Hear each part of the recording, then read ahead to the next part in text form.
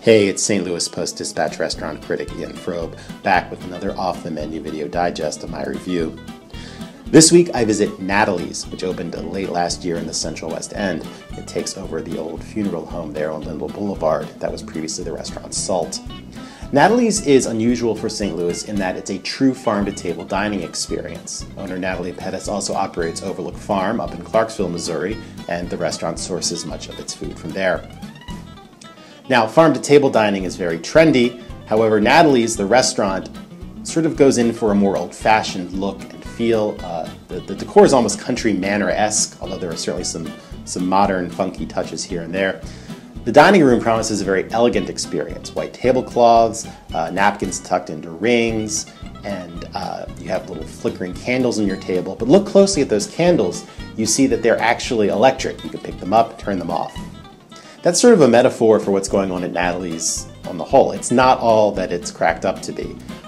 Chef Jimmy Voss, many of you might know from his long time at Duff's, more than 30 years at that Central West End institution. He left there actually to go to Clarksville Station restaurant, the Overlook Farm restaurant, and which burned down last month. So his menu here is kind of all over the place. You see here a stew with some Spanish Portuguese touches, romesco broth with scallops, shrimp, clams, and tilapia. The tilapia actually is from Overlook Farm. They have an operation there to farm tilapia. And it's just, the seafood was past its due. It was really unpleasant to eat, both in texture and flavor. The broth was pretty weak. Just some poor execution throughout the kitchen. There was a chicken breast that was overcooked, and most of its skin was gone. There was enough there that I knew it was supposed to be there, but most of the skin was gone. The sauce that it was in tasted burnt.